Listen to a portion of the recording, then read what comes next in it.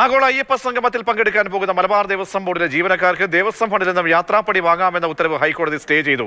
Malabar Devaswom commissioner ഉത്തരവാണ് stay ചെയ്തിരിക്കുന്നത്.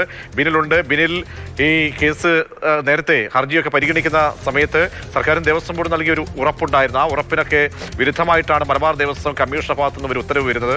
അതിന്മേൽ എങ്ങനെയാണ് കോടതി ഇടപെടലുണ്ടാകുന്നതും ആ നടപടി ഇപ്പോൾ സ്റ്റേ ചെയ്തിരിക്കുന്നതും? വിവരങ്ങൾ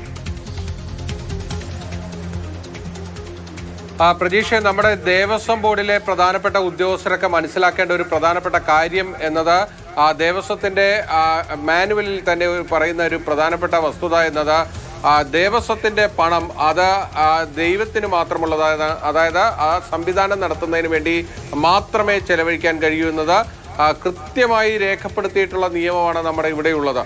ആ നിയമം നിലനിൽക്കെയാണ് ആഗോള അയ്യപ്പ സംഗമത്തിൽ പങ്കെടുക്കാൻ പോകുന്ന മലബാർ ദേവസ്വം ബോർഡിലെ ജീവനക്കാർക്ക് യാത്രാപ്പടി ഈ സംവിധാനത്തിൽ നിന്ന്, അതായത് മലബാർ ദേവസ്വം ബോർഡിന്റെ അക്കൗണ്ടിൽ നിന്ന് നൽകാം എന്നൊരു വിചിത്രമായ ഉത്തരവ് ദേവസ്വം കമ്മീഷണർ പുറത്തിറക്കിയത്. ആ ഉത്തരവിനെതിരായ ഹർജി ദേവസ്വം ബെഞ്ചിന്റെ മുന്നിലേക്ക് എത്തിയ ഉടൻ തന്നെ കോടതി അത് സ്റ്റേ ചെയ്യുകയായിരുന്നു. കാരണം അത് അത്രയും നിയമവിരുദ്ധമായിട്ടുള്ള ഒരു ഉത്തരവാണ് എന്നതാണ് അതിന്റെ യാഥാർത്ഥ്യം.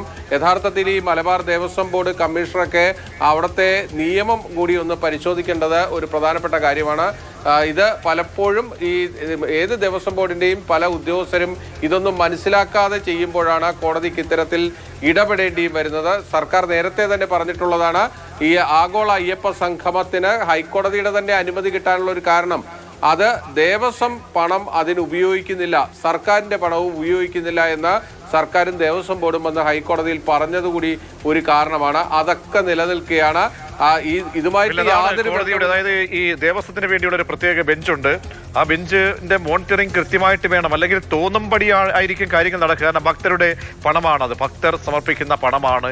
ഈ പണം മറ്റൊരു രീതിയിലൊക്കെ വിനിയോഗിക്കുക എന്ന് പറയുമ്പോൾ അത് അതിന്റെ ചട്ടങ്ങൾക്ക് വിരുദ്ധമാണ്. അല്ലാതെ ഹൈക്കോടതി ഇടപെടൽ വരുമ്പോൾ പേടിയാണ് എന്ന് തിരുവിതാംകൂർ ദേവസ്വം ബോർഡ് പറഞ്ഞതുപോലെ തന്നെ ശബരിമലയെക്കുറിച്ചുള്ള, അല്ലെങ്കിൽ ശബരിമലയിലേക്ക് മാത്രം കണ്ണുവെക്കുന്നു, അല്ലെങ്കിൽ കോടതിയുടെ നടപടികൾ വരുന്നു, വടിയെടുക്കുന്നു, അങ്ങനെയൊക്കെ വരുമ്പോൾ എന്തായാലും കോടതിയുടെ മോണിറ്ററിംഗ് വളരെ പ്രധാനപ്പെട്ടതല്ലേ?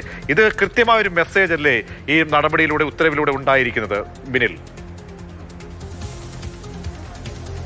പ്രതീക്ഷ, ഇത്തരത്തിലുള്ള ഉത്തരവുകൾ മുൻപും ഈ ഹൈക്കോടതി ദേവസ്വം ബെഞ്ച് നൽകിയിട്ടുള്ളതാണ്. അത് ഈ കൃത്യമായും നിയമം വ്യാഖ്യാനിച്ചു തന്നെ കോടതി പറഞ്ഞിട്ടുണ്ട്. കാരണം ഈ ക്ഷേത്രങ്ങളിലൊക്കെ എത്തുന്ന ഭക്തജനങ്ങൾ നൽകുന്ന സംഭാവന, അല്ലെങ്കിൽ അവർ നൽകുന്ന കാണിക്ക, അത് ആ ഭഗവാന്റെ ആവശ്യങ്ങൾക്ക് വേണ്ടി, അതായത് ആ ക്ഷേത്രാവശ്യങ്ങൾക്ക് അപ്പുറത്ത് മറ്റൊരാവശ്യങ്ങൾക്കും അത് വിനിയോഗിക്കാൻ പാടില്ല എന്നതാണ്.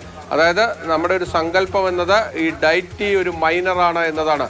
ആ ഡയറ്റിക്ക് വേണ്ടി നമ്മൾ ഈ തെരഞ്ഞെടുക്കപ്പെട്ടിരിക്കുന്ന സംവിധാനം, അത് ആ ദേവസ്വം ബോർഡ് കാര്യങ്ങൾ കൈകാര്യം ചെയ്യുന്നു എന്ന് മാത്രമേ ഉള്ളൂ.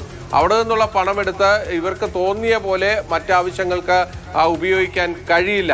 അതാണ് ഇവിടെ പിടിക്കപ്പെട്ടിരിക്കുന്നത്. ഇതറിയാത്തവരല്ല നമ്മുടെ പല ദേവസ്വം ബോർഡിലെയും ഉന്നത ഉദ്യോഗസ്ഥർ. പക്ഷേ അവർ പല താല്പര്യങ്ങളുടെ ഭാഗമായി ഇത്തരത്തിൽ നിയമവിരുദ്ധമായ ഉത്തരവുകൾ ഇറക്കി ഇതുപോലെ കോടതിയിൽ നിന്ന് അടിവാങ്ങുന്നു എന്ന് മാത്രമേ നമുക്കിപ്പോൾ പറയാൻ കഴിയൂ. അതാണ് ബിനിൽ പറഞ്ഞത്. എന്തായാലും കോടതി കണക്കിന് പിടിച്ചിരിക്കുന്നു, ചെവിയിൽ തന്നെ പിടിച്ചിരിക്കുന്നു. കാരണം മലബാർ ദേവസ്വം ബോർഡ് കമ്മീഷണർ വിചിത്രമായ ഒരു ഉത്തരവാണ് ഇറക്കിയത്. യാത്രാ ചെലവിന് അവിടുത്തെ ഈ തനത് ഫണ്ട് ഉപയോഗിക്കാം എന്നുള്ളതായിരുന്നു. അപ്പോൾ തോന്നുംപടി കാര്യങ്ങളുള്ള നിലയിലേക്ക് പോകാൻ കഴിയില്ല. അപ്പോൾ ആഗോള സംഗമം എന്നത് അയ്യപ്പന് വേണ്ടിയാണ്. അയ്യപ്പനിലേക്കോ, അല്ലെങ്കിൽ ഏത് ക്ഷേത്രത്തിലാണോ അവിടേക്ക് ഭക്തർ അർപ്പിക്കുന്നത്, അവരുടെ സങ്കല്പവുമായി ബന്ധപ്പെട്ട് അവരുടെ നേർച്ചകളാണ്. അപ്പോൾ ആ പണം എടുത്ത് തോന്നിയ പടി ചെലവഴിക്കാമെന്ന് ചിന്തിക്കുന്നത് തന്നെ മൗഢ്യമാണ്.